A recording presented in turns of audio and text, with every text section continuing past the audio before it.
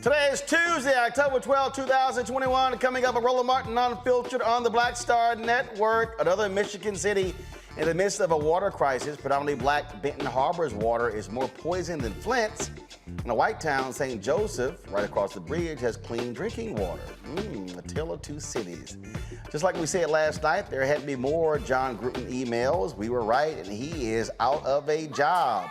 And Tampa Bay Bucks have kicked him out of their ring of honor. We'll talk with former NBA player Etan Thomas and NFL insider Josina Anderson about all of the drama in the NFL. As unemployment numbers continue to rise for the black community, the Black Virtual Career Fair creators want to connect job seekers with companies exclusively looking for black professionals.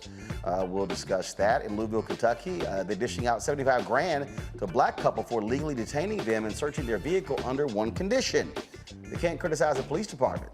Folks, there's a lot more we're going to talk about. It's time to bring the funk. Roland Martin Unfiltered, the Black Star Network. Let's go. He's got it.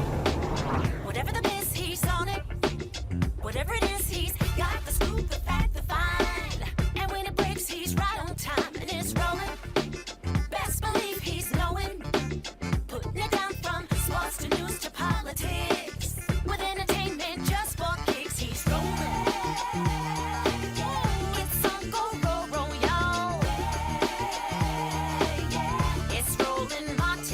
Yeah.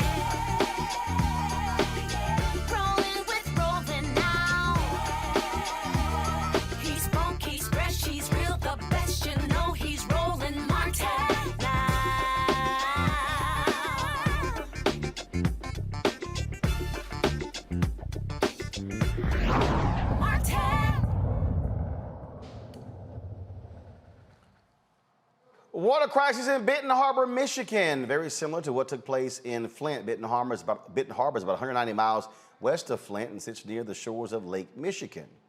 In 2018, the lead contamination found in Benton Harbor's water supply was 22 parts per billion in its tap water, far higher than the federal action level of 15 parts per billion and higher even than nearby Flint at the height of its water crisis. But here's the worst part. A town across the bridge from Benton Harbor has clean water. St. Joseph is only an 8-minute drive, but has an entirely different story. Benton Harbor is 85% black. St. Joseph is 85% white. In Benton Harbor, more than 45% of residents live below the poverty line. They cross the bridge into St. Joseph, and the poverty rate is just 7%, well below the state average. So how did it happen? According to the city's website, its water distribution system is over 100 years old, and existing water lines to homes vary in ages. Many homes built before the 1960s likely have some type of lead component in their service line. So what is happening in Benton Harbor? In 2019, the city began replacing lead service lines and will continue until all lead lines have been replaced. Benton Harbor was awarded a $5.5 million grant from the EPA, which will help replace approximately 900 lead service lines over the next 4 years. But until then, the state advises residents to refrain from using tap water for anything and has promised to expand the free water distribution. Okay, this is strange. Dr. Mustafa Santiago-Lee, former senior advisor for environmental justice, EPA, Pamela Safisha Hill, assistant professor of social work, University of Texas at Arlington, Long Victoria Burke, NNPA, and the Griel. Mustafa, this is one of those issues that, again, when we see unfolding, this is why you see the battle in D.C. fighting for infrastructure dollars, because cities like Benton Harbor have to replace old lines. Yeah, I mean, we've got these sacrifice zones that exist across our country. And what you find is that, communities like Benton Harbor, because of their exposures to lead, their kids, will end up having neurological disorders. You lower your IQ points, liver and kidney diseases, and a number of other conditions that are a part of it. And so what they're telling folks is, over the next 4 years, you can't cook with the water, you can't drink with the water, and you can't bathe with the water. And that's why we need folks on Capitol Hill to move with much more expediency in getting these infrastructure bills passed. And in the meantime, we got to also have the state of Michigan actually making real investments in Benton Harbor, because folks have known about this for a while. So for them to act like this is something that just popped up on their radar is untrue. So one, we need the feds to do better, but we also need the states to do better. Well, and again, we talk about funding. Look, this is one of those issues that states must deal with in the federal government. But if you're a resident, what the hell, Lauren? I mean, you can't use the damn tap water. So, I mean, to talk about a huge inconvenience, are they still paying water bills? Right. And of course, they're still paying water bills. These are the reasons why when you see things like what Senator Manchin and Senator Sinema are doing, this has a real world consequence, the delaying in the vote, the delaying of getting things done. Unfortunately, too, I think this is one of the reasons, unfortunately, why initially Donald Trump's message caught on when he talked about America first, because people are so used to hearing about foreign aid and billions going overseas and so forth and so on. And of course, we have this infrastructure issue here in the United States. People do not like to hear about Americans not being able to get basic services, which of course, water being a basic service. We all saw how Flint, of course, blew up in the news. This should blow up in the news as well, because it's just really sort of ridiculous. It's the type of thing that we like to report on here in the United States when we refer to third world countries. But the idea that it's happening right here, I don't happen to know, and maybe Dr. Ali or Dr. Hill knows this. I don't happen to know who the member of Congress who represents that district is, but I'm sure that they're probably making noise in the background. But it is ridiculous to hear about, just on its face. Dr. Hill, Yes. Again, what we are dealing with here continues to be with the infrastructure problems. People who are poor, people who are black, more impacted than other places. Yes, yes. And the sad reality is that this is nothing new. We've always seen this in our communities where people of color have always suffered, where we have toxic waste in our backyard and nobody seems to care. Once we get it out on the news, we try to clean things up. But the real reality is that this makes us sick. This is a major health issue that has to be addressed. And we just can't let it go by. And it makes us wonder, well, where else is this happening and we're not hearing about it? So we need to know, more details. In fact, we hope that other people will let us know what they're experiencing in their own backyards, because we know that this is happening in a number of communities. And so we have to just do better and find out where we can make an impact. Well, I think where we can impact again is when we talk about what is being done to with the infrastructure bill to ensure that our communities are getting those resources. This is one of those things, Mustafa. This is your focus. But when we talk about issues, people will bring up criminal justice reform. They'll bring up education. They'll bring up voting rights. But environmental concerns are not as high on the agenda of enough African Americans. Yeah, the administration has an excellent opportunity to tie both the the reconciliation bill and the bipartisan infrastructure bill to these types of real world issues that are happening. And to answer the question, when we worked on what was happening in Flint, we found out that there were over 3,000 locations across the country that had higher levels of lead in their water than Flint did. Benton Harbor is one example of that. When they did some testing in Benton Harbor, even though that 22 parts per billion number is what people have been talking about, they found in certain locations over 880 parts per billion in certain locations in Benton Harbor. That's just mind-blowing. Those numbers are that high. And when you get that type of exposure, there is devastating impacts that will happen to your body. There is no safe level for lead. And the Biden administration should be touting that and talking about how we can actually help to not only protect people, but bring hope back to these communities by actually doing the right thing. Well, again, we'll see exactly what happens with the administration, what they do, but also you got a Democratic governor. You had a Republican governor beforehand when you had to do issue with Flint. So the question is, what is she going to do? And that really is one of those things that we have to look at. And this is also an example, Lauren, of stories like this not getting the same level of attention nationally unless something else actually happens. Right. No, absolutely. And it was actually good to see with the Flint story. It did eventually get blown up. Sometimes it takes, some sort of local leader there that figures out a way to really sort of get into the press and blow it up. And unfortunately, our media cycles are non-existent. I mean, obviously, we used to live on the 24-hour media cycle in the days of the newspaper, but now there really is no media cycle. It's just everything, every other second, we're moving on to the next story, moving on to the next case.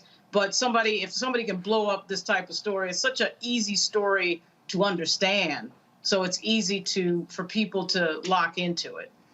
Let's also stay in Michigan, where one of the things that is happening in that state deals with the redrawing of districts. We're seeing this happen all across the country right now.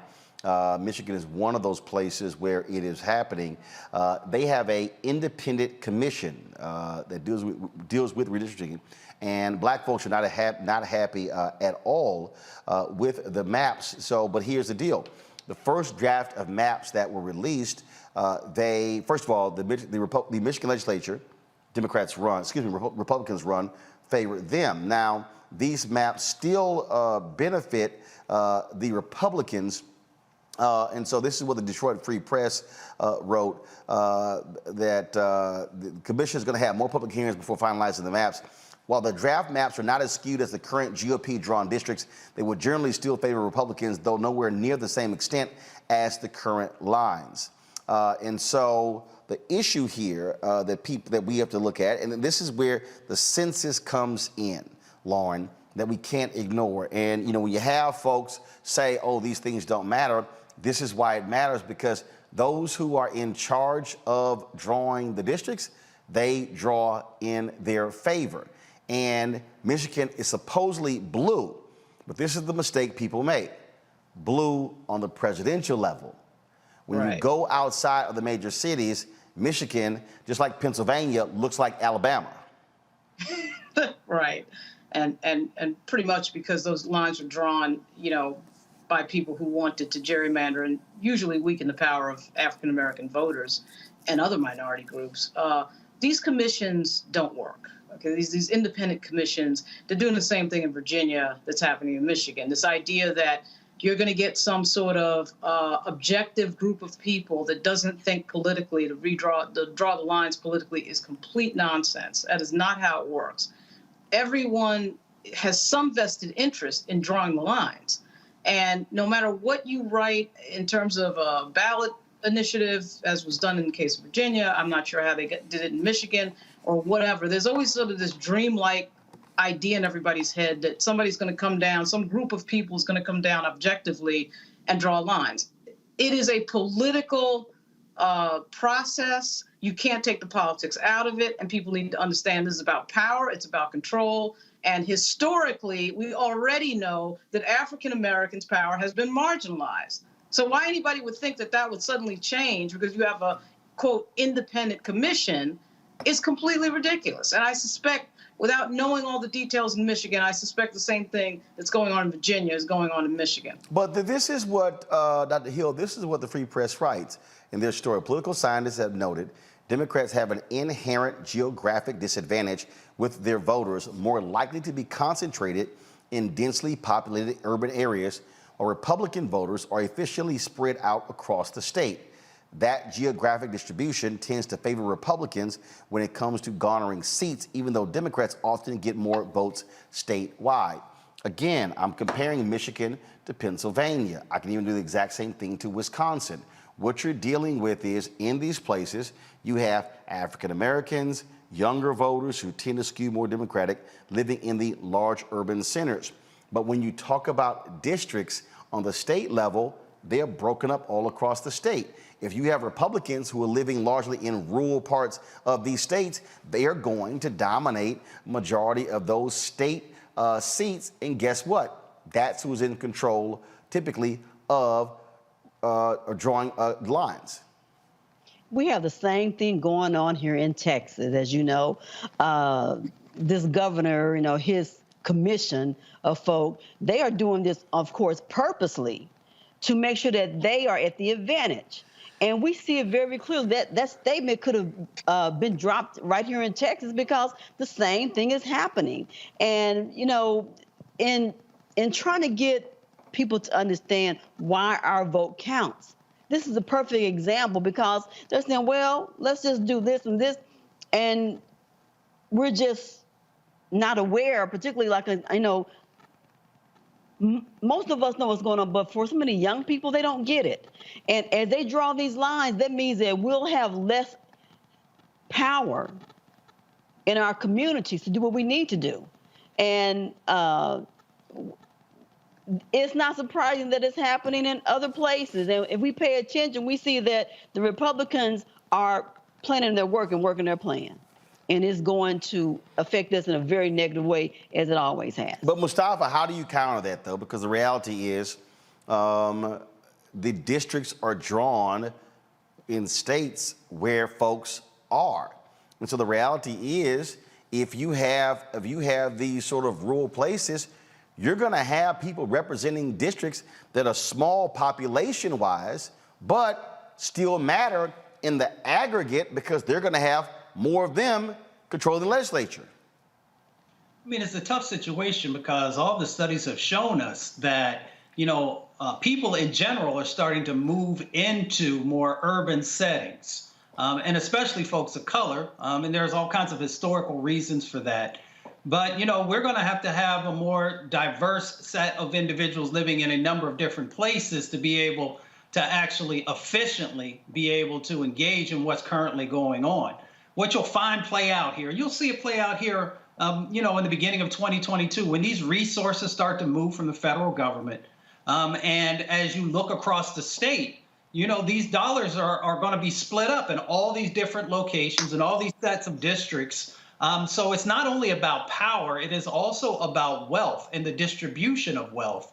So we've got to get more strategic about how we address this. And that's going to mean that some people are no longer just going to be in these urban settings, but they're going to have these enclaves of individuals in these rural and suburban areas as well.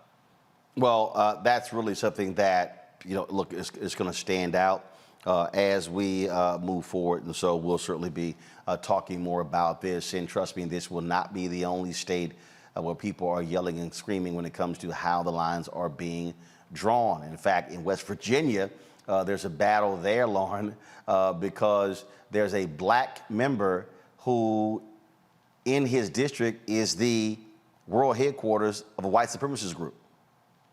And so, Wow. and so they actually made an adjustment to redraw the lines to place his district outside of that location, so he would not be the representative for white supremacists.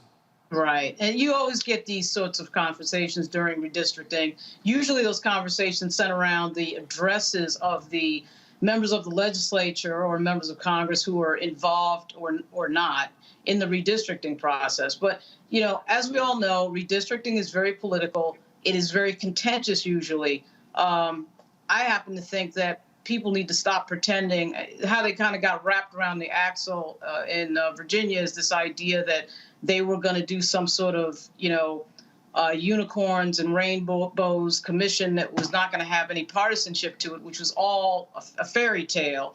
And of course, who ends up losing on that typically is black voters. But I actually have no problem saying that whoever's in charge in terms of the majority should draw the lines, because for African Americans and other constituencies, that is going to be African Americans and other minority constituencies pretty soon. And that's the way it's always been done. And also, it typically forces both sides to have to talk to each other. You get some independent commission from out of nowhere doing this that doesn't really understand what's going on, and you get all sorts of interesting moments like addresses and people drawn out of their district who are representing that particular territory. All sorts of things happen. Well, bottom line is, again, this is something that we must be paying a close attention to, Right. Dr. Hill, because, again, when you talk about who is in control of the legislature, it's based upon numbers. And Yes. if you're going to have a whole ton of rural places, where they're going to have the numbers, you're going to have Republicans who are going to be dominating legislatures, and that's where the power in states reside. Right. And I think that we need to have a total understanding. As it was just mentioned, the wealth of it.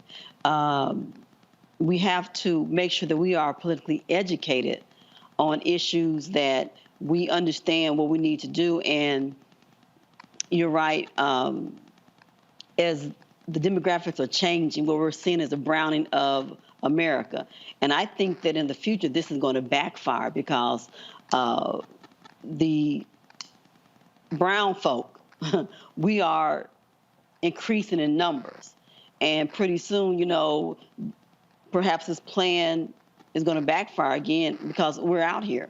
And we have to make sure that we are politically educated, that we educate the youth so that they'll have this understanding, and just get prepared to fight this battle, because it's going to be very interesting when it comes time to vote. And it will be interesting to see how far they get as they attempt to redraw these lines. Well, I mean, first of all, I agree with the browning of America. The problem, though, is where are we going to be living? And that's really what it boils down to. Where are we going to be living? Because if we're going to be, again, largely in these urban areas, that is going to impact the political power, because the states, they're distributed across the state. And same thing with congressional districts. Congressional districts are a little different, obviously, because each district is about 700,000 people. But when you talk about the state, that's where power resides. All right, folks, I got to go to a break. When we come back, more Roland Martin Unfiltered here on the Black Star Network.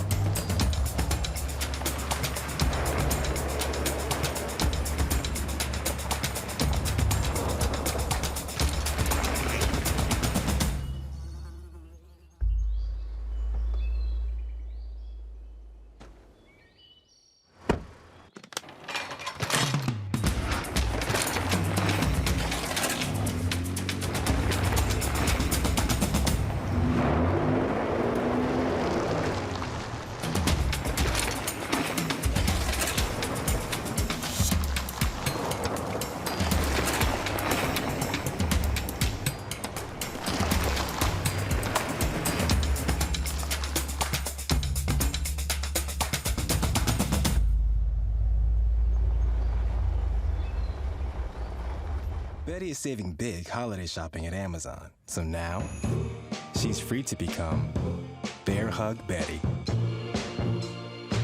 Settle in, kids. You'll be there a while. Ooh, where you going?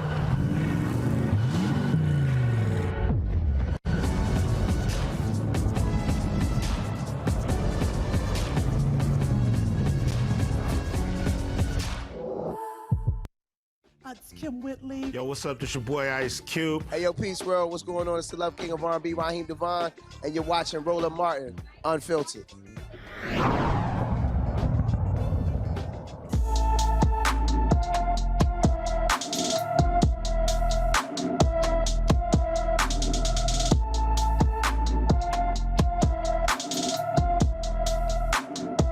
Folks, Tabitha Queen, the 29-year-old mother of three, has been missing since May 10th, 2021 from Bastrop, Louisiana.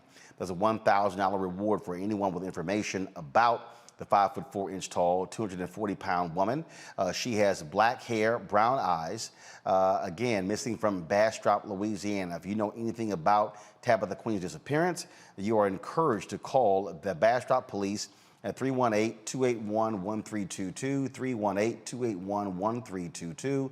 Also, the North Delta Regional Crime Stoppers at 318-388-2274, 318-388-2274. All right, folks, let's go to Texas, where an idiot is totally in charge. That is Texas Governor Greg Abbott. I'll tell you what this fool has done. He literally is banning vaccine mandates across the state, even for private businesses.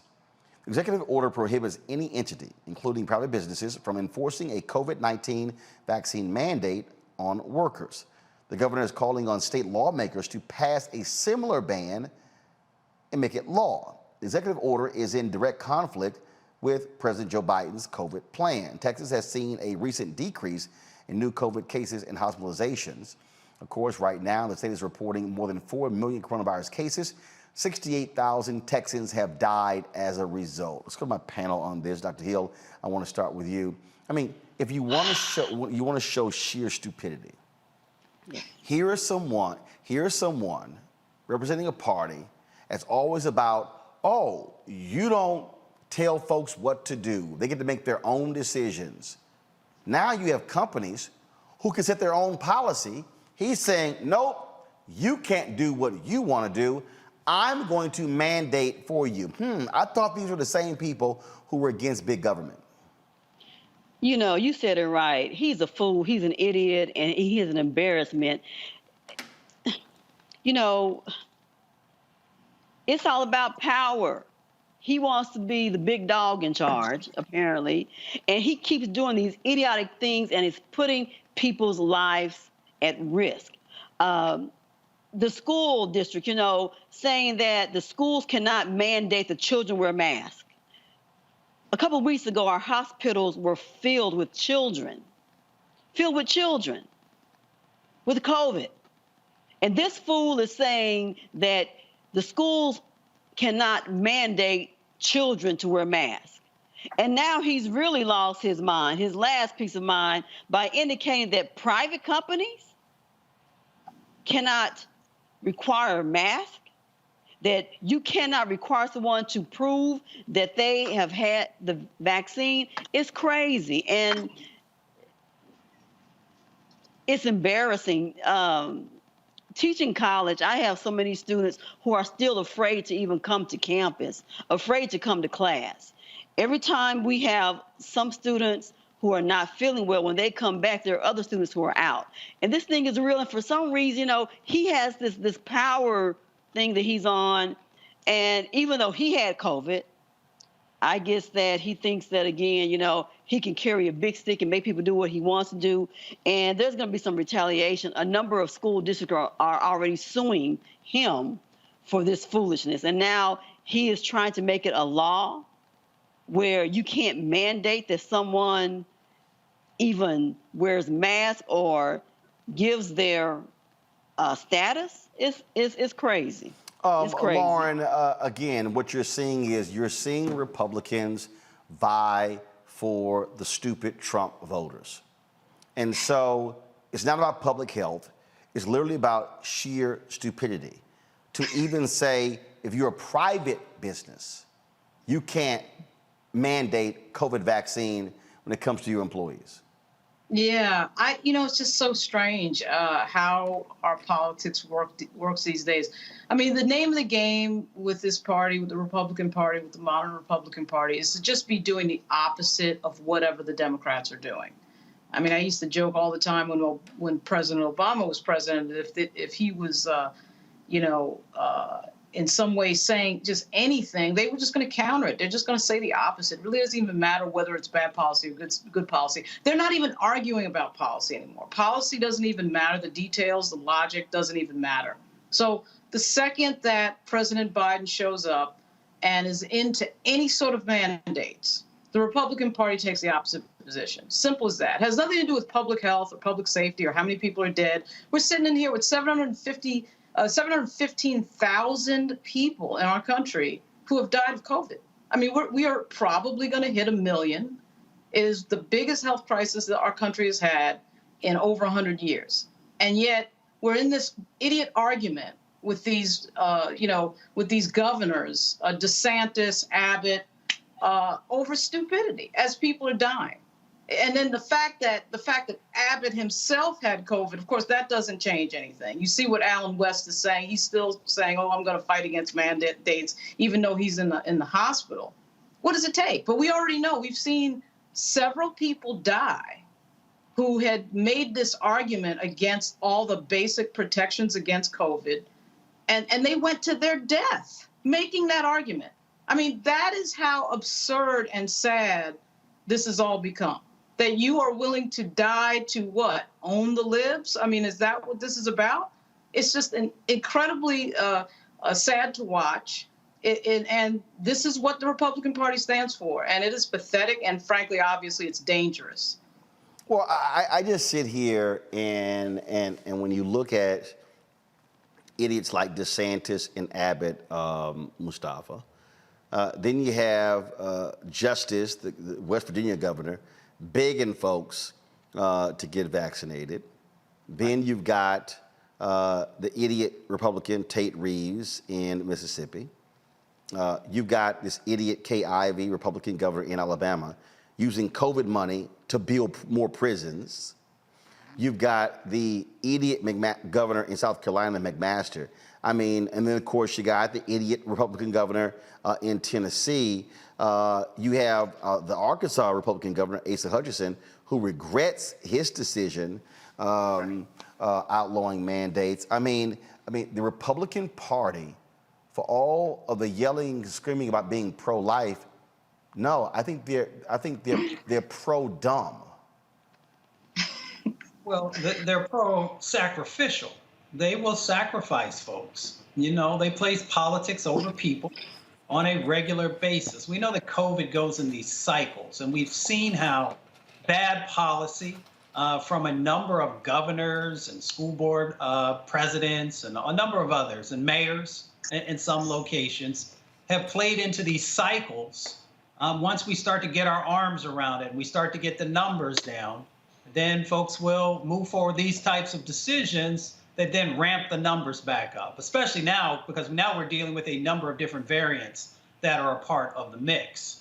You know, now when it comes to corporations, they have some choices, right? And they actually have power because they could literally have a conversation, let's use Texas as an example, that, you know, if you continue down the road with these types of actions, then we're going to move our business and our people, because we want to keep them safe, to the next state. Now, I don't want to take jobs away from hardworking people in Texas or any other state, but the reality starts to kick in that you sometimes have to make some really tough choices about where you want to invest your corporate dollars and the lives of the individuals who work inside of your walls. Because if folks are willing to do this, what's down the road? The next pandemic we deal with, or the next situation where you have a rogue governor who's willing to do things that go against humanity. Is that really where you want to be located? Again, we're talking about the party of crazy. When you got this fool Alan West out here who is yelling and kicking and screaming about Big Pharma. But then he's touting whatever the hell this mononuclear, whatever the hell it is, as if they're not Big Pharma. I mean, and in fact, the fool is touting a treatment that costs anywhere from 25 to 50 grand because you don't want a free shot.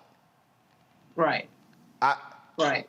I mean, literally, Lauren, it's a free shot. I think that there's some sort of weird currency now in I don't know whether we can even call it conservative ideology. It's really Republican Trump ideology. There's just a currency in always being angry and always disagreeing with what's going on and always feeling like your liberty is being taken away by something. And to have that, sort of grievance going on forever and ever is what this has all become about. So it's not even within reason. Alan West is just, okay, well, I'm going to throw out big pharma. I mean, it's not that complicated. It is a vaccine. We do vaccines all the time. Alan West was in the military. Before he got into the military, he had to take a number of vaccines. And now all of a sudden, this has become some sort of political statement that we're doing vaccines. I mean, we do this all the time. When kids go to school, when you go to other countries, et cetera, and so on. So they created this, just like CRT. They create these grievances. They create these fake reasons to be angry at something because there isn't anything else. I mean, there isn't anything else to build anything on because, of course, somebody like President Biden was only interested in coming in and making the situation better and obviously slowing the number of deaths in the country. And they just created a grievance out of it. It is the height of absurdity that this is what the Republican Party has become. And, what can you say after 700,000 people have died that we're still sitting here having this idiot discussion? Yeah, I mean, that's just, and to listen to them, to listen to the whining and complaining is stunning, Dr. Hill, especially from people who are in the military where they are required to take shots. Right. Like, it's not even, you don't even get a choice. But all of a sudden, oh, no, I'm going to complain about this shot. Well, the bottom line, they don't really care about people. They care about politics, but not people. They're not concerned that the death rate is real. They're not concerned that people are still dying. They're not concerned with any of this. They're on this bandwagon to follow the idiot and see who can follow the idiot the farthest. And again, people are suffering. This is a public health issue. COVID don't care what you look like. They don't care about your party. And like the sister just said, you have these people who are so anti-vax, and then they're laying up in a hospital, hooked up to tubes saying, please take the vaccine. Well, it's too late. And you're right. When you're in the military, you're going to take all these shots and you don't ask the question. You take them. I know because I had to do it. I am hoping that these companies will tell Abbott where to go and how to get there. Well, I would hope these same companies will pool the funding. AT&T, for instance, the Political Action Committee gave Abbott $100,000. Guess what? If you want to show your disdain for Republican politics, pull your money. Right. Well, the other thing too, Roland, is this is heading for a civil lawsuit, obviously, because if you're mandating that a company doesn't protect people's health, and then somebody gets COVID and dies, somebody has standing, and they're going to sue the state of Texas. That's where this is headed. I mean, so I don't understand. Just from a legal standpoint, you would think, of course, their attorney general is an idiot too, so that's one of the reasons why they haven't thought of this, I guess. But they will get sued for this because they're putting people's health at risk. Absolutely. And again, I would hope they would fight back against the idiots in the Texas legislature led by Greg Abbott and, of course, Lieutenant Governor Dan Patrick. All right, folks, got to go to a break. When we come back, Jon Gruden out as head coach of the Oakland Raiders. Conservatives are whining and complaining. This is unfair that he was ousted as a result of racist, misogynistic, homophobic emails sent 10 years ago. Is it unfair that Jon Gruden has been exposed as a racist, misogynistic, sexist, homophobic coach? We'll discuss that on the show. Also, we'll tell you about a couple who sued in Louisville. They gotta get 75 grand, but the one thing they can't do, they can't talk about it. All that's next on Roland Martin Unfiltered, broadcasting live and streaming on the Black Star Network. Also, folks, do this here. If you are watching our spots, Amazon, Buick, Nissan, do me a favor. If you could check them out by hitting the link in the description on our YouTube channel, also on the Black Star Network, and on Facebook as well. So please support those that support us. Back in a moment. Oh, that spin class was brutal. Well, you can try using the Buick's massaging seat. Oh, yeah, that's nice. Can I use Apple CarPlay to put some music on? Sure, it's wireless. It's something we all like. Okay, hold on. What's your Buick's Wi-Fi password? Buick Envision 2021. Oh, you should pick something stronger. That's really predictable. That's a really tight spot. Don't worry, I used to hate parallel parking. Me too. Hey. Really outdid yourself. Yes, we did. The all-new Buick Envision, an SUV built around you, all of you. Once upon a time, there lived a princess with really long hair who was waiting for a prince to come save her. But really, who has time for that? Let's go. Feeling myself. I'm feeling She ordered herself a ladder with Prime one-day delivery, and she was out of there. I want some hood girls looking back at it and a good girl in my tax bracket. Now, her hairdressing empire is killing it. And the prince, well, who cares? Prime changes everything. My name is Charlie Wilson. Hi, I'm Sally Richardson Whitfield. And I'm Dodger Whitfield. Hey everybody, this is your man Fred Hammond, and you're watching Roland Martin, my man, Unfiltered.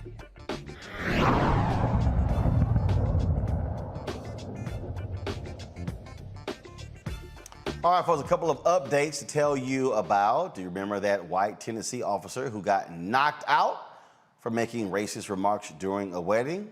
Well, he finally quit. Tanner Holt, formerly of the Knoxville Police Department, was overheard saying offensive racist statements, including, I didn't know they let black people in this hall.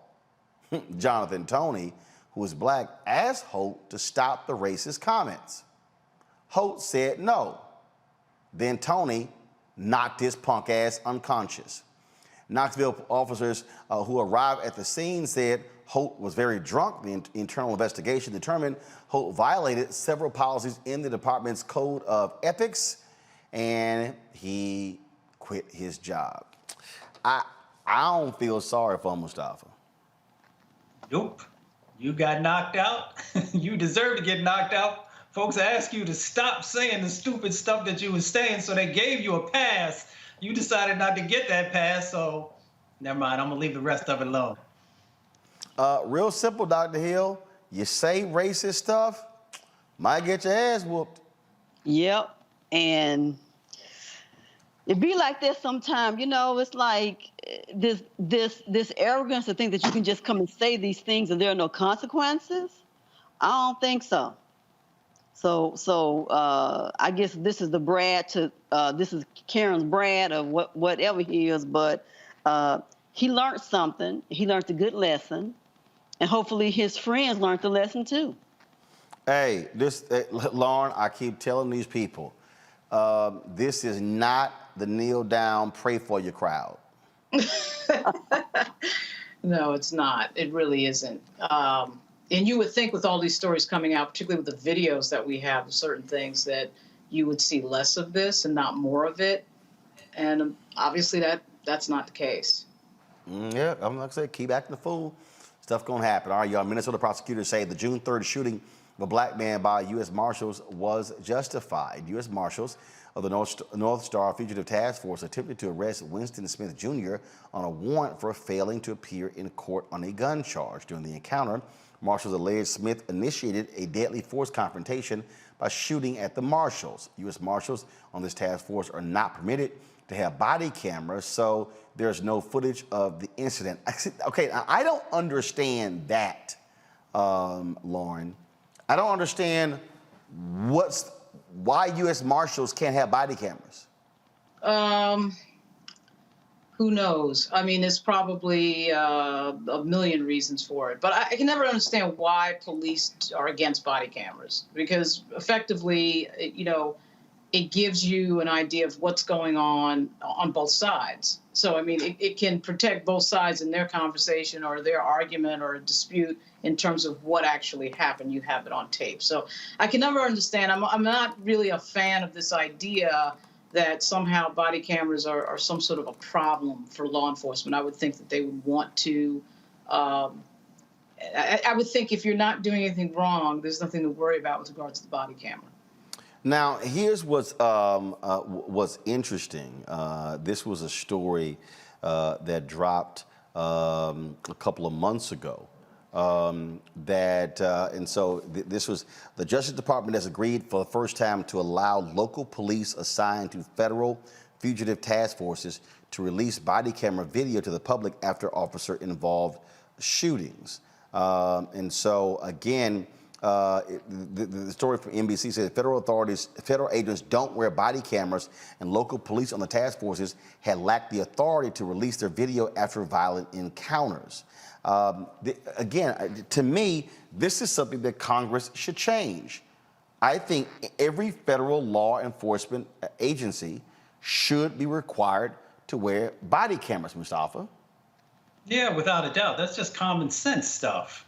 I mean, I've been around enough folks in the law enforcement world, from, the everyday patrolman all the way up to other agencies. And, folks use all kinds of surveillance equipment in investigations. So for folks not to also utilize these body cameras as a part of whether you're serving a warrant or you're coming after a fugitive or whatever it might be, that doesn't make any sense. So yes, Congress needs to step in and the Department of Justice needs to enforce it. And here's the thing, according to the Marshall Project, Dr. Hill, between 2015 and 2020, these U.S. Marshal task forces with local police killed, on average, 22 suspects and bystanders a year. Roland, if you're doing right, you should want to have the proof that you're doing right. If you're doing wrong and you know you're going to do wrong, well, you don't want anybody to see that. So this is why these devices are extremely important, because it proves that you are doing what you were supposed to do, and it's how you protect yourself.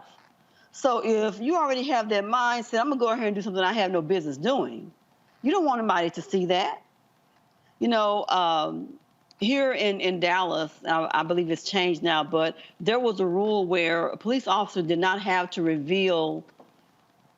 even make a statement until 72 hours after a shooting. They gave them time to review any footage, to come up with their justification, if you will. But they had 3 days to keep silent. And so that became a problem. And when you think about the fact that if you're doing right, if you're following the law, then you should want to have that evidence with you at all times to say, well, see, this is what I did and this was correct. But if you already know that your mindset is off, this is why so many are objecting to these cameras, because they know that they bad apples in the first place. And that's the real deal. I mean, the cops that object to body cameras don't want to be questioned, and the reality is they typically contradict what's on the video, and they're used to lying on police reports, Lauren. Look, the evidence is clear. We can go case after case after case where cops say one thing happened, and then you're like, fool, there's a body camera. Right. Yeah. I mean, I think, the only exception that I can think of in terms of not wanting body cameras, and it just so happens I'm dating a federal police officer, but he's not a marshal, which marshals typically serve warrants.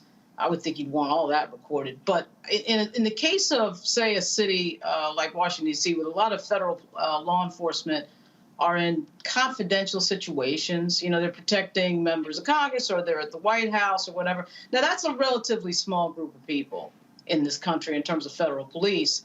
But that's the only thing I can think of off the top of my head as to why you might not want the body camera, because you would be recording a bunch of stuff that is typically not particularly relevant. But if you get into a confrontation with somebody, obviously it is going to be relevant. But I don't know that it's that complicated a question. Again, it goes back to what we were just saying, which is that if you're not doing anything wrong, recording everything is not a problem. We sure as hell have police departments around this country, particularly in our bigger cities, Chicago, New York. Police departments are now in control of the surveillance cameras in these cities, particularly in New York. So we're basically recording everybody anyway. You know, in a case of a police encounter, it's typically in a private or a more private, closed situation. But we get to the point where there's so many surveillance cameras, you can see what's going on in so many interactions just walking down the street in a public space. You're absolutely right. So, again, I think they should be required. If you're going to be out there serving warrants, and again, in these task force, an average of 22 people are being killed every year, yeah, there needs to be body camera footage. All right, folks. While we were on the air, it's some of y'all Chicago fans out here complaining because I opened the show wearing this Houston Astros hat. Forgive me that my Astros just beat y'all ass 10-1 in Game 4. A day after one of your pitchers was whining, complaining, talking about signs were being stolen. You know what? You shouldn't talk smack. You shouldn't talk smack when you're down 2-1. Now we're gonna hand your ass that big ass L. So Chicago White Sox fans, your season is over. Congratulations. You can put your uniforms up. You don't have to wash them now because frankly, you're not gonna be wearing them tomorrow.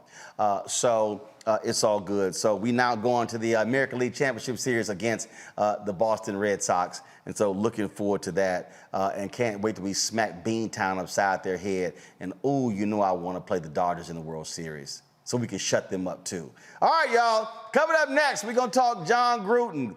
Man, his racist, sexist, homophobic, misogynistic emails have opened up all kinds of drama. Now the NFLPA is saying to the NFL, y'all leaked the Gruden emails. Why don't y'all release all 650,000 emails? I'll be talking with former NBA player Eton Thomas and NFL insider Josina Anderson next on Roland Martin Unfiltered right here on the Black Star Network.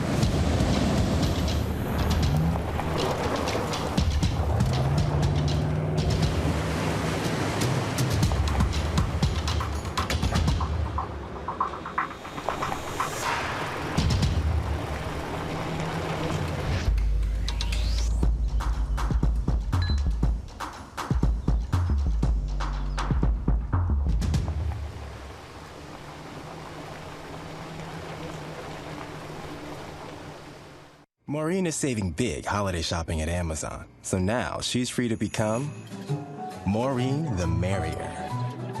Food is her love language, and she really loves her grandson. Like, really loves. Hi, y'all doing? It's your favorite funny girl, Amanda Seals. Hi, I'm Anthony Brown from Anthony Brown and Group Therapy. What up, I'm Lana Well, and you are watching Roland Martin Unfiltered.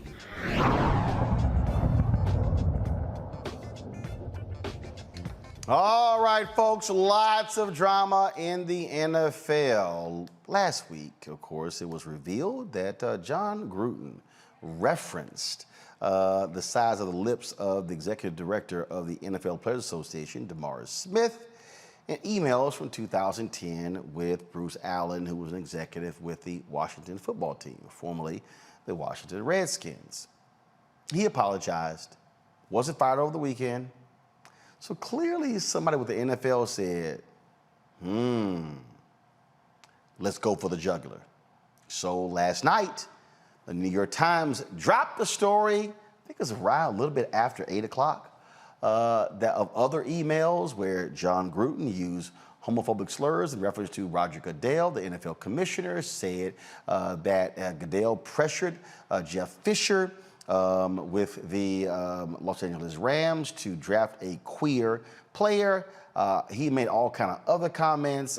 He said that the owners of the Bucks, the team, of course, where he's in the Ring of Honor and led them to a Super Bowl, said the owner could suck his yeah, he said all of that. He had all kind of blasted women referees, said that Eric Reed, one of the players protesting, should be fired, all kinds of stuff. Well, didn't take long for Raiders owner Mark Davis to show up at team headquarters looking for Gruden, but an hour later he was out. This is what he released last night. Jon Gruden said, I have resigned as head coach of the Las Vegas Raiders. I love the Raiders and do not want to be a distraction. Thank you to all the players, coaches, staff, and fans of Raider Nation. I'm sorry. I never meant to hurt anyone. Nah, you actually never meant anybody to read the emails publicly. And the thing here is that he was emailing Bruce Allen, who was running the Washington football team organization. There were some other people who were on the email, a couple of CEOs, including the founder of Hooters. One of the things that they also did, they were going back and forth with showing, with photos of topless cheerleaders. That was one thing they were doing. They were getting a little raunchy on the emails. Now the NFL Players Association, they are demanding the NFL release all 650,000 emails so we can see what else was said by Redskins or former Redskins executives and others. Now, Tampa Bay Buccaneers, they responded. Jon Gruden was a member of their Ring of Honor. Now he's gone.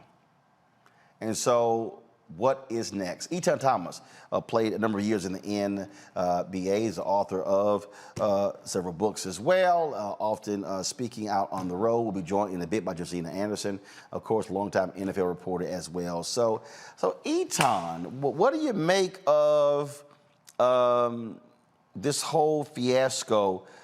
Jon Gruden survived the racist comments.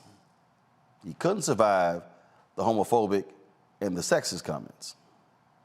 Well, I don't even know where to start. You know, first of all was his apology, and that was the thing that first was troubling. You know, when somebody gives you an apology and it's not really an apology, and you know you're listening to them and you're like, wait, are they really even apologizing? But he just went on, and he said, you know, that he went to justify what he did, and he said, well, when I said that he had Michelin lips, I didn't mean it racial in any way, shape, or form. I meant that he was lying very often.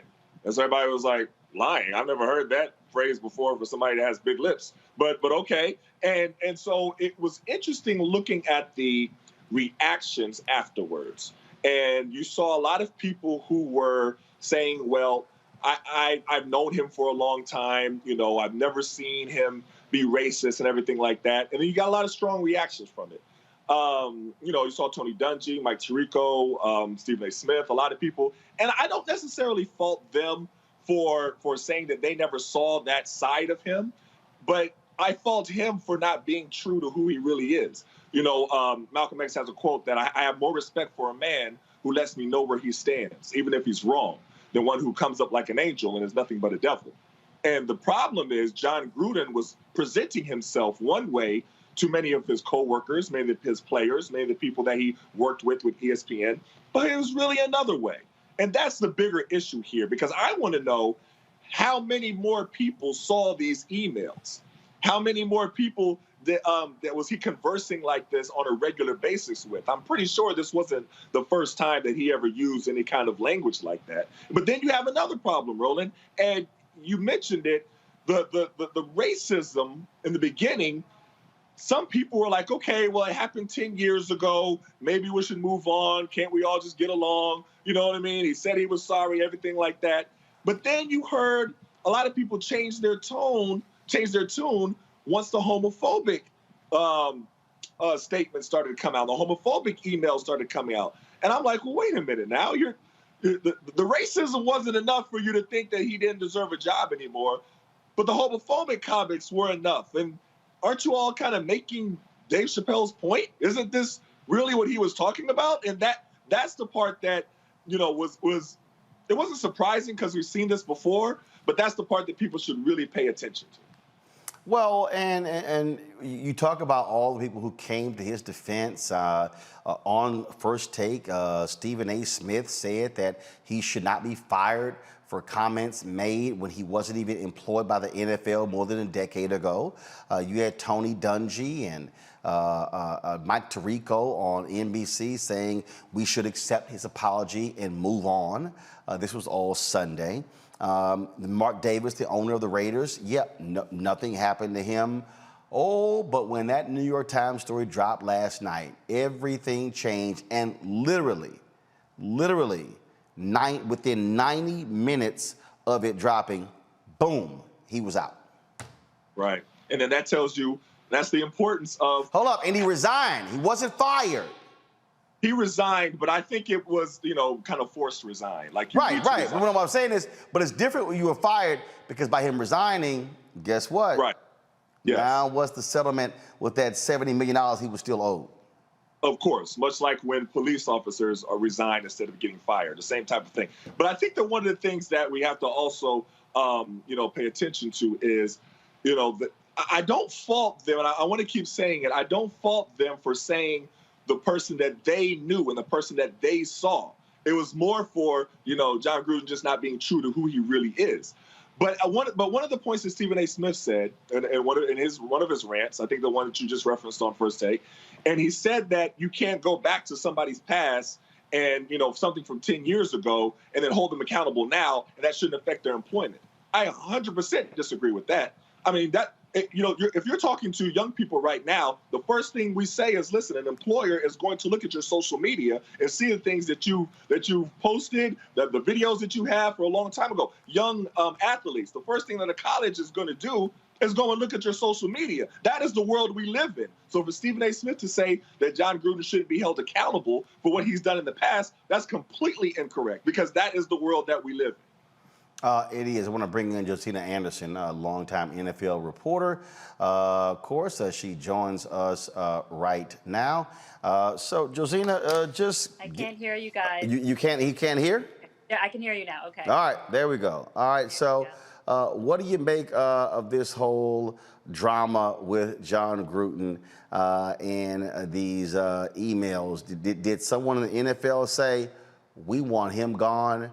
Wall Street Journal, New York Times, here you go. I don't know if I really think that. I mean, the emails that surfaced and that were illuminated first in the Wall Street Journal and then last night in the New York Times are part of a trove of emails that came about when the league was doing its own investigation into the workplace misconduct of the Washington football team. That investigation ended this summer, and according to the New York Times, the executives for the NFL were directed to kind of review these emails. And in that review, these emails that Jon Gruden reportedly wrote came about from that. And I think that the NFL is obviously aware that these exist, and they don't want that necessarily to blow back on them. And they also need to make the Raiders aware of that and Jon Gruden. So prior to the Wall Street Journal article coming out on Friday, those emails that pertain to Gruden and the Raiders were sent to that organization. According to the owner of the Raiders, he heard about it Thursday night, and then the article came out on Friday. Now, I think that the intention for the league was to pass off this decision at the club level, wanting it to happen there.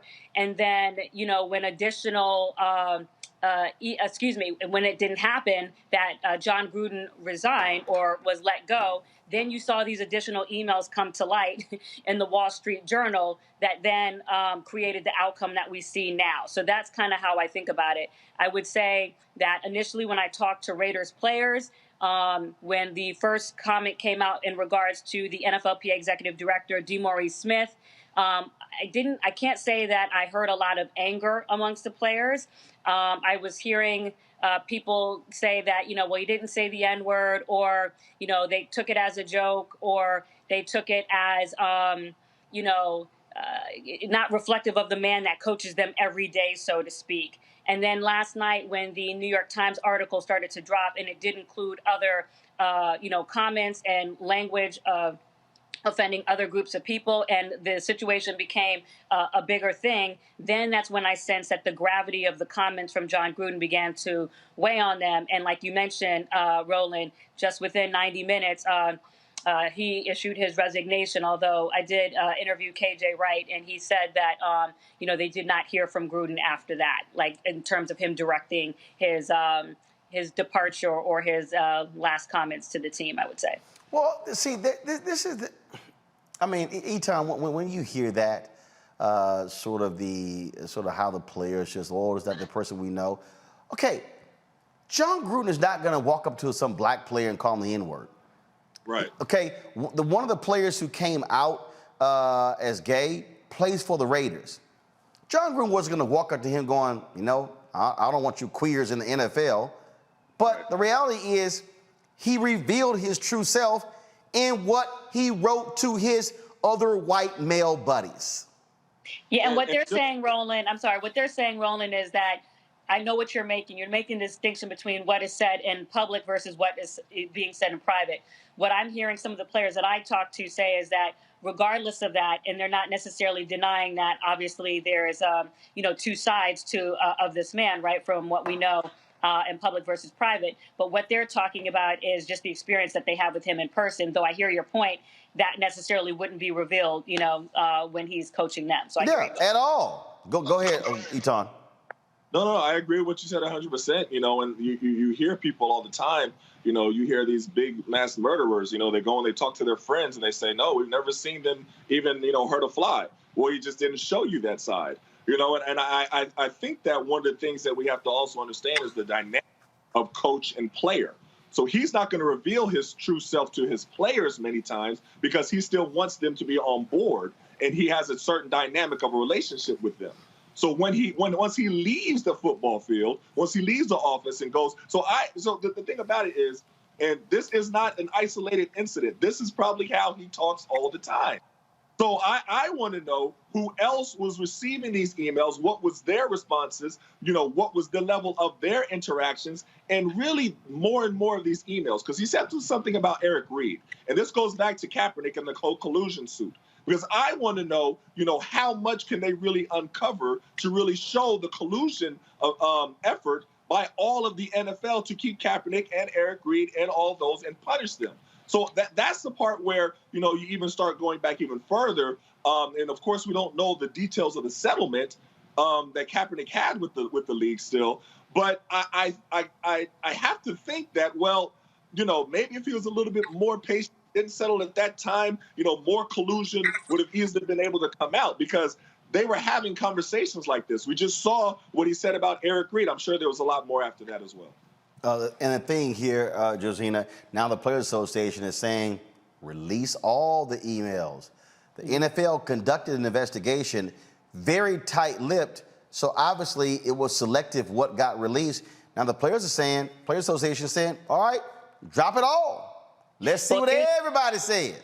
Well, yes. and just to even be clear, you know, that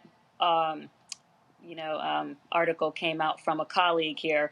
And so what it says is that they plan to request, but they have not done it yet. So one, we have to see if that request is actually made to ask the NFL to release more of the emails. And then secondarily, if they intend to respond. Because also just because they make the request doesn't mean that it will happen. And first, the union has to also make that request. I think that if the NFL intended to show more of the emails, it would. You also saw in the New York Times article that it indicated that other people were mentioned in these emails. Other people were offended. Also, comments were made about journalists or what have you. So there are a lot of things that were said. Who was on the receiving end? Just like Eton mentioned, how did they reply? A lot of things that are not revealed. This is going to be kind of the NFL's own controversy. There are a lot of emails that get talked about in the political realm, and now we're certainly going to have an email controversy right now in the NFL. Josina, folks, is with USA Today. She's also the host of The Crew and Undefined with Josina Anderson. And so certainly follow her on Twitter and Josina Anderson, Josina Anderson. Josina, we appreciate it. Thanks a lot. Thank you, Roland. What's up, Eton? Good to see you. A long time since Good to see Wizards. you too. Yes. Been a while. Been a while. Thank you, Roland. Thanks a lot. All right, bye. Eton's going to stick with us when we come back from the break. I'm going to bring in my panel, and we're going to discuss this further on Roland Martin Unfiltered on the Black Star Network. Don't forget to support what we do. Download the Black Star Network app. We're nearing 20,000 downloads. We want to have 50,000 by December 31st. So simply Android phone, Apple phone, Android TV, Apple TV, Roku, Samsung TV, also, of course, Amazon Fire TV and Samsung Smart TV as well. And you can support us by joining our Bring the Funk fan club. Every dollar you give goes to support what we do. It matters, allows us to be able to do the coverage that we have, travel around the country, bring you the kind of stories that you're frankly not going to have elsewhere. Cash App, $RM Unfiltered, PayPal.me/R Martin Unfiltered, Venmo.com/RM Unfiltered. Zelle is Roland at RolandSMartin.com, Roland at RolandMartinUnfiltered.com. I'll be right back. Oh, that spin class was brutal. Well, you can try using the Buick's massaging seat. Ooh, yeah, that's nice. Can I use Apple CarPlay to put some music on? Sure, it's wireless. It's something we all like. Okay, hold on. What's your Buick's Wi-Fi password? Buick Envision 2021. Oh, you should pick something stronger. That's really predictable. That's a really tight spot. Don't worry, I used to hate parallel parking. Me too. Hey. Really outdid yourself. Yes, we did. The all-new Buick Envision, an SUV built around you, all of you. Once upon a time, there lived a princess with really long hair who was waiting for a prince to come save her. But really, who has time for that? Let's go. Feeling myself. I'm feeling She ordered herself a ladder with Prime one-day delivery, and she was out of there. I want some hood girls looking back at it and a good girl in my tax bracket. Now, her hairdressing empire is killing it. And the prince? Well, who cares? Prime changes everything. Hey, I'm Antonique Smith. Hey, I'm Arnez J. Hi, this is Cheryl Lee Ralph, and you are watching Roland Martin, Unfiltered. I mean, could it be any other way? Really? It's Roland Martin. You know, it's real interesting when you look at the people complaining about decisions made by teams like Tampa Bay Buccaneers. And now you also have all of these, and like clockwork, these white conservatives. Oh my God, this is so wrong, how they're being treated. This is so unfair. As I told you, Tampa Bay Buccaneers have removed Jon Gruden from their Ring of Honor. Check this out. This is the statement from the Tampa Bay Buccaneers. Folks, let me know if you see it. You should see it. Okay. All right, there we go. The Tampa Bay Buccaneers have advocated for purposeful change in the areas of race relations, gender equality, diversity, and inclusion for many years. While we acknowledge Jon Gruden's contributions on the field, his actions go against our core values as an organization. Therefore, he will no longer continue to be a member of the Buccaneers Ring of Honor. I'm going to bring in my panel, Lauren Victoria Burke. We have Mustafa Santiago Ali and Dr. Safisa Hill with UTA. All right, y'all, so Lauren, overkill, should be removed from the Ring of Honor. He's lost an endorsement from Skechers, had a 10-year, $100 million contract, was in the fourth year. I'm quite sure there's gonna be a financial settlement. That's why he wasn't fired, he resigned. Your take on all the drama? I don't know about the Ring of Honor. That's sort of an interesting thing because, of course, he's not working for that team anymore. I certainly can understand what the Raiders did. Yeah, well, now remember, in one of the emails, he said that the Bucs owner could suck his penis. I'm just saying. And that'll do it, right? But I think, you know, I'm thinking about it, though, from a legal standpoint. I certainly can understand why the Raiders did what they did, because now you have an employee that you have now, you know, on the record has held certain views.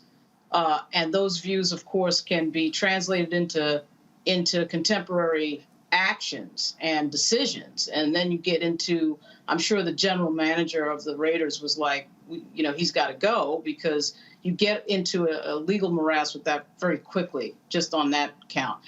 The other thing I would sort of think about is, you have 600,000 emails? That's an incredible number. And the fact that he's the only person, and this is not me arguing that he should have been punished or he shouldn't resign. I think he should have resigned, and he did. But the idea that you've got that many emails, that much content, and that he's the only person whose content was released to the Wall Street Journal and then, of course, reported about in the New York Times seems really suspicious to me.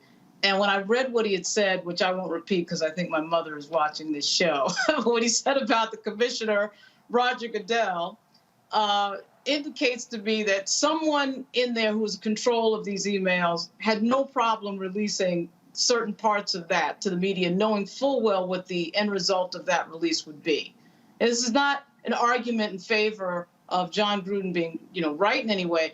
It just, I just cannot imagine that with that much email that he's the only person. And he's emailing, of course, Bruce Allen, who's the GM of the team formerly known as the Washington Redskins, of course, now known as the Washington football team, who interestingly is the brother of the former governor of Virginia, George Allen, who, of course, got into big trouble for a racial slur on a political campaign. Sort of an interesting thing to think about. So what it makes me think about is just the fact that, the NFL in particular is a situation that, you have mostly black players. I think the NFL now is 80% black. A lot of these 70%. 70. Okay, thank you. 70% black. A lot of these defenses are all African-American players, like the Seahawks, et cetera.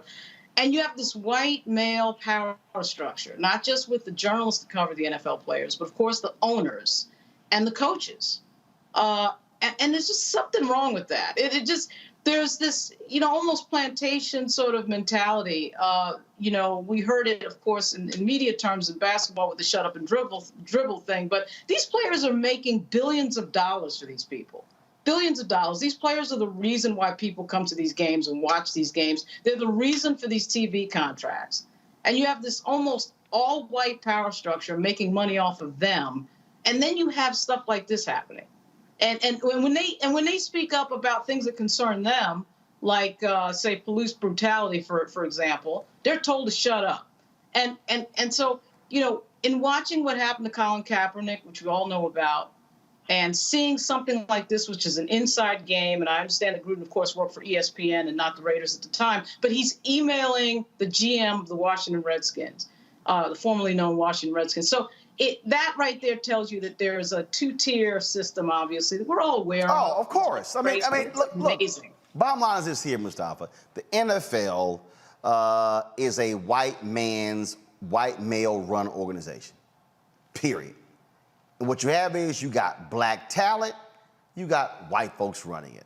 And look, Andrew Brandt, longtime executive with the Green Bay Packers, posted a tweet saying, it's a whole bunch of coaches deleting a whole bunch of emails right now. It's the good old boys club. Everybody knows what time it is. And, that's the interesting thing, that last point that you made. If the NFL is serious about dealing with homophobia and racism and misogyny, then they are going, if they really open this up to all the folks who were a part of receiving these emails and what was the responses back and how that will grow and grow and grow, that will tell you if they're serious about being a 21st century organization or association. So that's where my mind is of seeing if they're really going to open this up or if they're just going to close the can. And then, of course, further down the road, the question will be, will Gruden be able to actually revitalize his career? Because we've seen folks who have done some pretty egregious things in the past, and people will wait a few years, and next thing you know, they're an analyst on, XYZ network. So I'm looking to see how these two things play out. And Dr. Hill, it's so amazing to watch the knee-jerk white boy reaction to this. Just, again, the whining and complaining and, oh, this is just so how unfair. I mean, you can always count on the idiot, Charlie Kirk, with Turning Point USA, they've had their fill of a lot of racists in that organization. To hear him complain, oh my goodness, this is what's happening to the white men in America. See, this is what's driving them crazy, is that they don't get to be as bigoted and sexist and idiotic like they used to. If y'all want a good laugh, listen to dumbass Charlie Kirk. Until you get on your moral high horse, every single person listening to this right now has said things and texted things and emailed things that could destroy your career, including the cancelers. But let's get to the bottom line here. Why is Jon Gruden not offered forgiveness? Because if Jon Gruden was worth saving, here's what they would do. They'd give him a 2-week suspension to go to some sort of racial reconciliation camp, which, by the way, that's going to be the new playbook. As soon as all of the Democrats start to get flagged as racist, they're going to come up with this new playbook of like, well, he went to like a fat spa to go like lose weight type equivalent thing. You know, he's trying to get his life right. He went to Racist Anonymous, and now he's back in 2 weeks. Like, yeah, okay. I kid you not. That's going to be the new, because the only way, the Democrats have to find a way to exempt themselves from the very totalitarianism and tyranny that they're inflicting upon us. And one of the ways they're going to do that is create this like Racist Anonymous support group through some sort of like, well, he's going to take a little bit of a hiatus and he's back and he's found the deep, darkest corner of his soul and he realized he was truly a racist and now he's going to be an ally of the anti-racist movement. But the real reason why they had to get rid of Jon Gruden is because he's a white, Catholic, conservative male who speaks out, and they know that that cannot be supported and offered forgiveness. That's the real reason this happened. Dr. Hill, I guess he skipped over the sexist, misogynistic, homophobic comments. Because, see, Charlie Kirk showed his whiteness by only focusing on the black stuff. Well, see, that's that privilege. That's that privilege. And what is also very concerning is that why is it that racist comments are justified and accepted? Oh, well, he didn't really mean it, and you know, he's not a racist.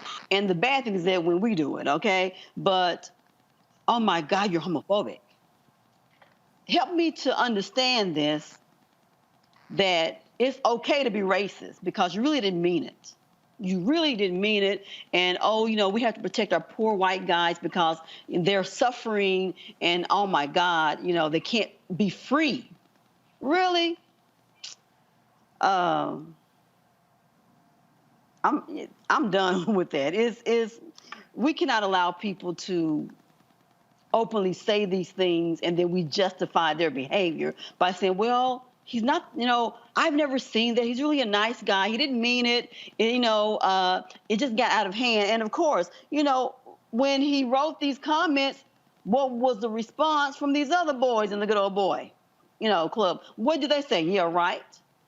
And of course they're deleting. But, you know, stuff is still out there in the clouds. And so it'll be interesting to see how this is going to pan out. And there are probably others who are scuffling to do the same thing who made these other comments at different levels. And I bet they're getting nervous too, like, okay, what if my stuff comes out? And then, you know, we try to get the Negro to come out and to say, well, you know, he's not like this. He's not racist. Really? Tell it to somebody else. Eton, first of all, Jon Gruden likely could be Donald Trump's VP nominee. Based upon the positions that he took, he would be right at home in the Republican Party, and he also did have some foul words to say about President Joe Biden, then Vice President Joe Biden as well. But it's so interesting how they respond. But let's just be clear: the NFL ain't not sitting pristine here. They're going to be under lots of pressure to say, okay, what else was said? And how did Bruce Allen respond in these emails? I mean, I think there's a lot of questions still surrounding. I mean, who in the NFL was holding these emails for all this time? Is this the first time that the NFL ever knew about this? It's kind of like, you know, the NFL knows a lot. It's just a matter of what they show to the public. And that's the question. People got to ask more questions. You know what I mean? I mean, the NFL, it's like when a college coach gets caught with something and they're like, okay, I had no idea what was going on, but it was now just brought to my attention. Really? It was just now brought to your attention? Y'all know everything. And I just want to just, peel back the layers of how long the NFL knew about all this stuff, how long Roger Goodell knew about all this stuff, how long because there's a process that people have to understand that the NFL goes through when they do discovery and they do background checks and they sweep through everything of everybody's past, everybody's players, coaches, presidents, everybody's. So it's not that they don't know. It's just a matter of what they act on. But then once the public finds, then they take the horse. Oh, well, we can't tolerate this here because we are the NFL. It's like, you've been sitting on this for a while.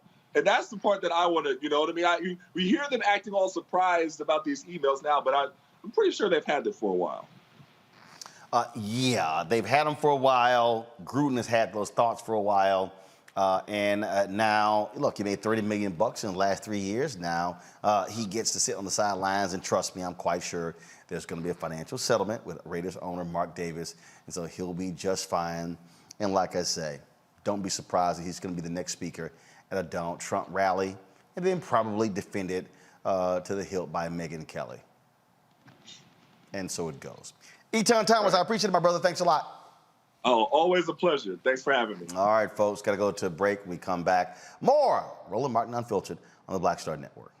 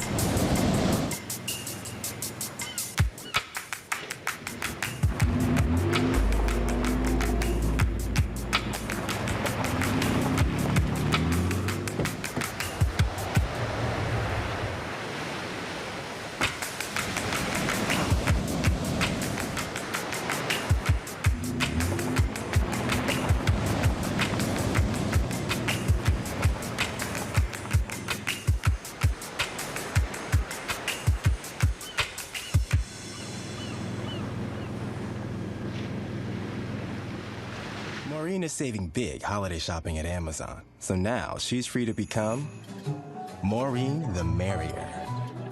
Food is her love language, and she really loves her grandson. Like, really loves.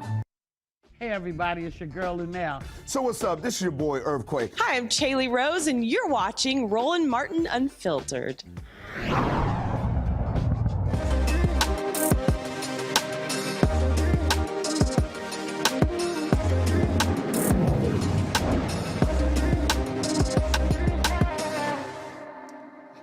Well, on Friday, the jobs report for September came out, and we talked about how black women struggle to find jobs more than any other group. If you're looking for a job or career change, the Black Virtual Career Fair could be a start. It is a joint venture of two black professional organizations, the African American Employee Network and Onyx Community Connection. Lakeisha People, partner of the Black Virtual Career Fair, joins us from San Leandro, California, to tell us about the event. Glad to have you here. So exactly what is it? Hi. How's it going? So what is Black Virtual Career Fair? Yep. So it's a virtual fair that we created to address this issue of wanting to create more economic mobility for Black professionals. And we've had 7 fairs so far. Our next fair is this Thursday, October 14th, where we have a focus of legal, tech, and general positions, and 23 companies are participating. So there's thousands of opportunities available across the nation, just for anyone who's interested in looking for a new opportunity. So you said you had 7 fairs. How many jobs, how many people have actually been hired as a result of these 7 fairs? So we don't have all the numbers, but we have a lot of companies that have repeated. So, I mean, we know offhand CVS Health hired 9 people, Zendesk hired people. So we have a lot of anecdotes in terms of the numbers of people. But we every fair, we have several candidates that come back to us and say that they've been able to find opportunities. But are you tracking that with these companies? That way you have a sense that, again, of the placement success. So of the 7, how many people have actually participated? How many people have actually come through these virtual fairs? On average, we have 2,500 candidates that participate. And the question So, about so that's 2,500. That's 2,500 per job fair. Yes. Okay. So that's about 17,500. Okay. And so and how many companies have you had participate? So that's since our start in 2019, we've had about 135 companies participate. Gotcha. Okay. And so you said you've had, so is it once a year? Is it twice a year? In terms of how often is it? So we have about 5 fairs each year. So we've had 3 fairs this year so far. We have another fair in December, but our upcoming fair is October 14th, which is on Thursday. And as a part of that, do you require the companies to give you a sense of how many people were hired? So, for instance, if you've got 23 companies, do they come saying, here are the available number of jobs? And so that way, you got 2,500 people, you know there are 300-400 slots.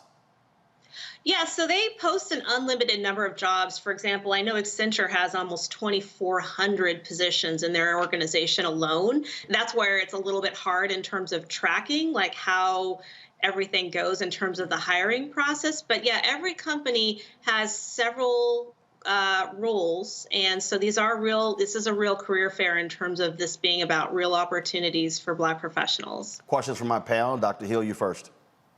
Yes, this is awesome. What is the average age of the women who are participating? Is it just for women? Do you reach out to various people based on their interests? Or how do you recruit the participants? Yes, so it's available for all Black professionals. So it's across gender. And we do tend to skew towards the more mid to senior level talent. So we define that as people who have 6+ years of experience. So how we reach out to talent is through our professional networks. And we also do outbound sourcing for people. So we reach out to people and invite them to participate. Okay, thank you. Now, are these positions in one location or are they nationwide? Nationwide, and we also have a variety of roles across levels. So though we do have a skew towards mid to senior, we also have internship opportunities, apprenticeship opportunities, and more. All right, Mustafa, your question. Yeah, again, thank you for doing this. Are there follow-up actions and activities after someone leaves one of your events? Well, after the event, we do ask that everybody provide feedback in terms of their experience, and we do ask every candidate to let us know what their experiences have been at the, at the companies. If they got hired, we give them gift certificates if they do let us know about those roles, and then we also do presentations to help people learn how to, successfully navigate the virtual fair platforms. In terms of knowing how to present their resumes, put their LinkedIn profile together, et cetera. All right, Lauren, got a question? What are the fees? What are the fees to get on the platform for the fair? And is it a resume posting, or does it all just happen at the fair? Do you post resumes first and then do it, or how does that process work? Yeah, so for the candidates, it's totally free. So, again, our mission is about empowering Black professionals. So it's free for participants. And in terms of the process of registering, you can provide your profile information. We do ask that you have an updated profile and resume at the time of the fair itself. So the fair itself is a 4-hour window. Again, it's October 14th, and it's from 9 to 1 Pacific Standard Time. And that's the period where, you're talking to representatives of the companies about the opportunities. All right, then. Where can people go get more information? You can go to blackvcf.com or you can register directly at virtual.blackvcf.com. All right. We surely appreciate it. Thanks a lot. Thank you so much. I appreciate it. All right, folks, got to go to a break. We come back. Louisville couple get 75 grand for the city, but they can't talk about what happened. That's next on Roland Martin Unfiltered on the Black Star Network. Oh, that spin class was brutal. Well, you can try using the Buick's massaging seat. Ooh, yeah, that's nice. Can I use Apple CarPlay to put some music on? Sure, it's wireless. Pick something we all like. Okay, hold on. What's your Buick's Wi-Fi password? Buick Envision 2021. Oh, you should pick something stronger. That's really predictable. That's a really tight spot. Don't worry, I used to hate parallel parking. Me too. Hey. Really outdid yourself. Yes, we did. The all-new Buick Envision, an SUV built around you. All of you. Betty is saving big holiday shopping at Amazon. So now, she's free to become Bear Hug Betty. Settle in, kids. You'll be there a while. Ooh, where you going? I'm Angie Stone. Hi, I'm Teresa Griffin. Oh, Roland. Hey, Roland, I am so disappointed that you are not here, first of all. Where's our dance? It's like we get a dance in every time I see you. And so now you're not here for me to dance with, sir. You and your ascot. I need it. I need that in my life right now. Okay, I love you, Roland. What's up? I'm Lance Gross, and you're watching Roland Martin Unfiltered. A black couple in Louisville, Kentucky will receive a $75,000 settlement after being removed from their vehicle and searched by officers in 2018.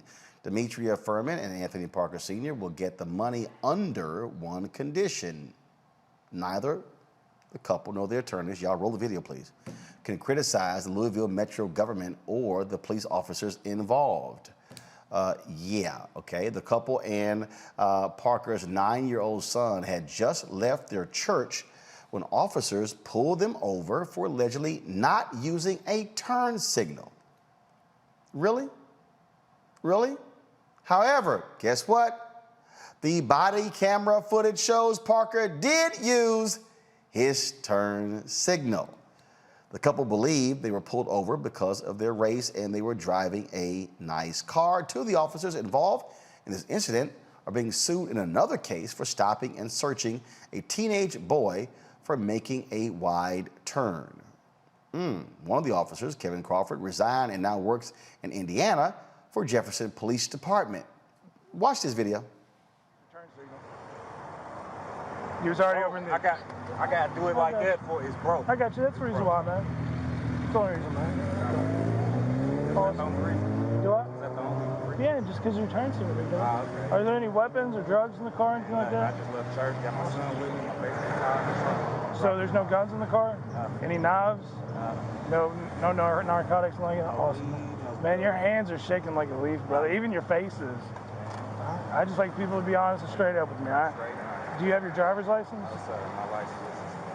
Okay, awesome. I paid the reinstatement fee. Yes, sir. Is it? Okay, awesome. I don't have no... I got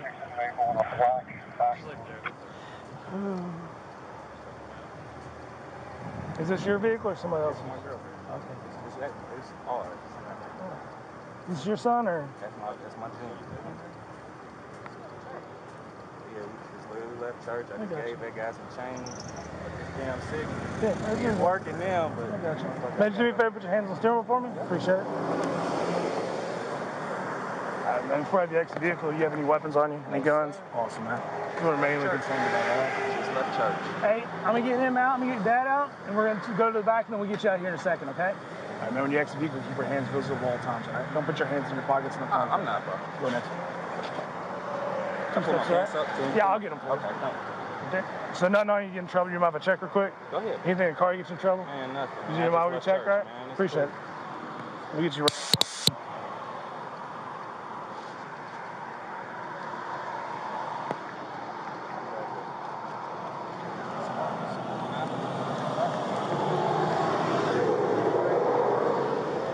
Department 3. Okay, so y'all can keep rolling the video. See, this is what's laughable, Lauren. Earlier we talked about body cameras. This right here is why. The cops lied. Second of all, why in the hell is the man being searched because he didn't use a turn signal? I mean, seriously? I mean, I've been pulled over. I've been pulled over for the same bullshit. Oh, you didn't use a turn signal to change lanes. I wasn't asked about drugs, weapons. I wasn't patted down. This is crazy. Yeah. Well, he's being asked about drugs and weapons because he's an African-American man in America. That's why he's being asked about drugs. That's why he got pulled over in the first place. I mean, it's obvious. I mean, I might as well just state the obvious. And I love this idea of, oh, you're shaking like a leaf and you're scared. Yeah, and he should be shaking like a leaf and he should be scared after watching the video of Eric Garner and Walter Scott and George Floyd. He should be scared. And any black male being pulled over by the police should be scared. You would have to be on another planet not to be worried about what might happen next. And if they got $75,000 for this to shut up, they didn't get enough money. They didn't get anywhere near enough money. Because here's the thing: if you got a gag order on me, if these cops are so damn concerned about PR and them talking to the media, then stop stopping people for absolutely nothing. And to me, this is the epitome of too much government. This is the epitome of the government getting involved in people's lives for absolutely no reason. There is no probable cause. There's nothing. Dr. They Hill, just stopped him because of the black guy. Dr. Hill, I'm watching this video. I mean, they are going through the center console for a turn signal that we now know was a lie. And he asked him, instead of first asking for a driver's license, he asked several times, are there drugs? Are there guns? Are there knives? What part of no do you understand? I mean, first of all, look at these cops. I mean, they are desperately trying to find something in this car. Both of them are searching everywhere based on a turn signal. Oh, and then putting their hands in the man's pocket. To me, it looked like he was trying to get a feel. He's going all up and down his legs. It's like, really? Well, no, first of all, he was patting him down. But the problem, I'm just trying to understand. I've been pulled over, Mustafa. You do this for a turn signal? No. This is what cops do when they are trying to frame black men or they're trying to sit here, uncover something. Turn the audio up. Turn the audio up. Are you coming over to the apartment?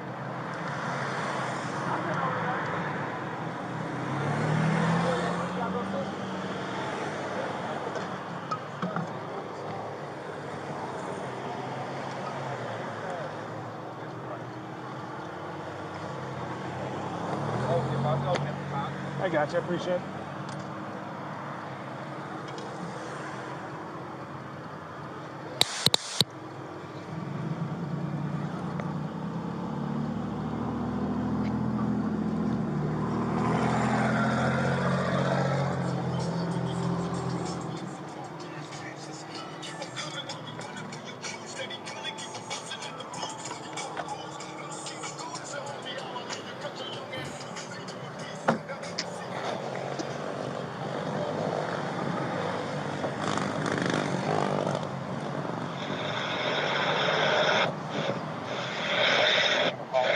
Everybody clear? Yeah.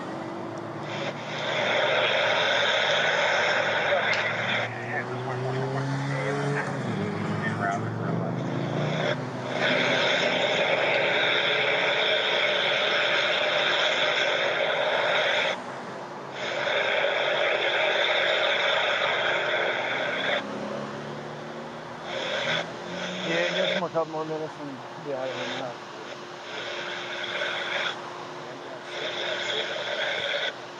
I got a double push my There's hazard. a lot of the Monte Carlos like Yeah, that, man. I got to Really double is. push the hazard. Like sometimes it'll work. You know, you hit it like normal.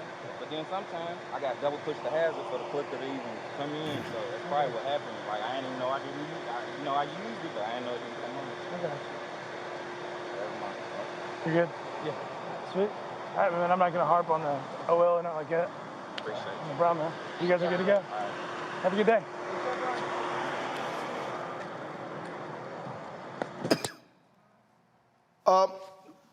Mustafa, I'm not going to harp on it. Oh, so you pulled him over, pulled the man, his woman out, his son. You dug through the son's food in the back seat, went through the entire car. Oh, I'm not going to harp. I'm not going to give you a ticket for the lane change. Probably because your ass was lying. I mean, we know profiling. We see it all the time. And we know in certain communities that they profile us. And they look for a reason to pull us over. There was a study done in 2019 by Stanford University. Looked at over 100 million cases where people were pulled over. And it was our communities that were disproportionately at higher numbers, the one who got pulled over.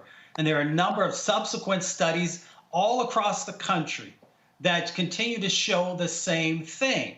So if the police departments are not willing to make the changes that are necessary, and folks continue to sue folks who are doing these types of behaviors, then they will continue to happen time and time and time again.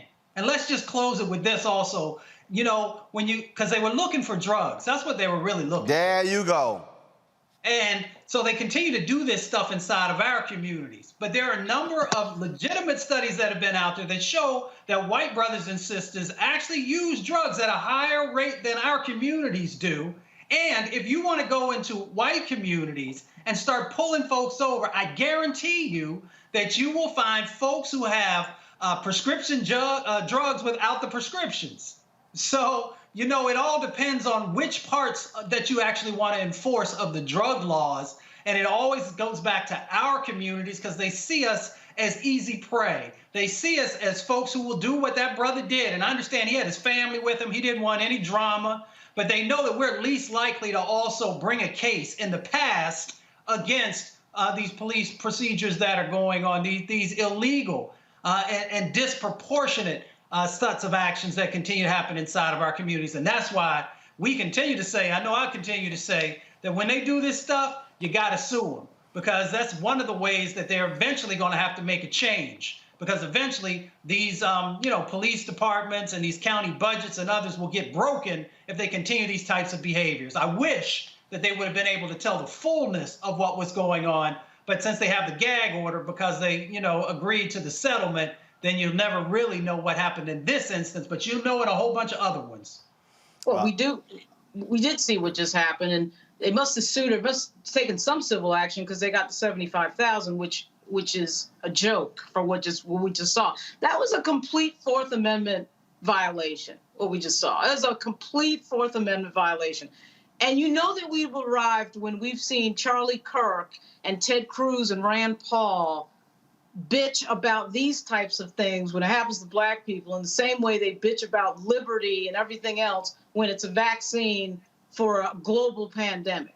You're like, none of these conservatives talk about this. And I'm going to assume that Kentucky probably has an open carry law. So the cop constantly asking him about whether or not there was a gun in the car, that's an interesting question, because that goes back to the fact that National FOP won't say anything about gun control and apparently is okay with everybody having a gun, which of course puts police in more danger. But then when they stop people, it's the black people who have to explain themselves as to why they have a firearm, even though it would be legal for him to have a firearm. In fact, Kentucky is a permitless carry state, meaning anyone can carry a concealed, anyone 21 years or older, they can legally possess a firearm without a license or a permit. Wow. But that don't apply when you're black. We know how that goes. All right, y'all. That is it for us. Mustafa, Dr. Hill, Lauren, I appreciate all of you being on the panel today. Thank you so very much, folks. Look, this is why we do what we do. We got to put these stories out there. And guess what? Senator Mitch McConnell or Senator Rand Paul, they should be asked about these incidents. Why are they so silent? And to Lauren's point, when are we going to hear Senator Tom Cotton open his mouth about this? And it's amazing how these white Republicans get real quiet when cops lie. They lie in the report, and the body camera footage proves the lie. Folks, download the Black Star Network app, Apple phone, Android phone, Apple TV, Android TV, Roku, Fire Stick, Amazon Fire, Xbox, and Samsung Smart TV. Please also join Bring the Funk Fan Club. Cash App, $RM Unfiltered, PayPal.me/R Martin Unfiltered, Venmo.com/RM Unfiltered, Zelle is Roland at RolandSMartin.com, Roland at RolandMartinUnfiltered.com. Folks, thanks a bunch.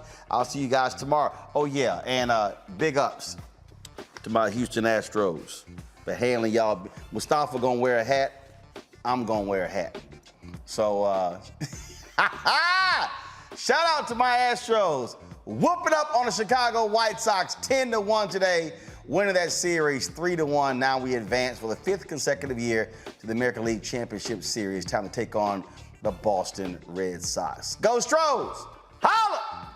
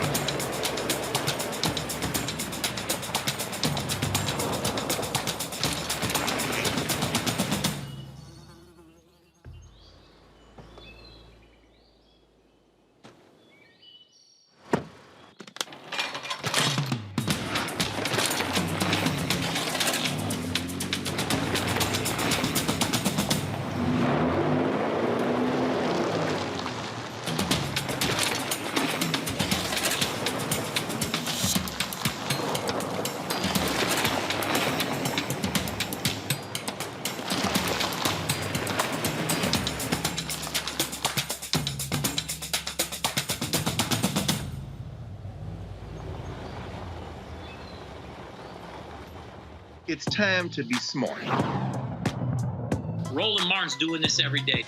No punches! Thank you, Roland Martin, for always giving voice to the issues. Look for Roland Martin in the whirlwind, to quote Marcus Garvey again. The video looks phenomenal, so I'm really excited to see it on my big screen. Support this man, Black Media. He makes sure that our stories are told. See, there's a difference between Black Star Network and Black-owned media and something like CNN. I got to defer to the brilliance of Dr. Carr and to the brilliance of the Black Star Network. I am rolling with Roland all the way. Honored to be on a show that you own. A black man owns the show. Folks, Black Star Network is here. I'm real revolutionary right now. Roland was amazing on there. Stay black. I love y'all. I can't commend you enough about this platform that you've created for us to be able to share who we are, what we're doing in the world, and the impact that we're having. Let's be smart. Bring your eyeballs home. You can't be Black-owned media and be scared. You dig?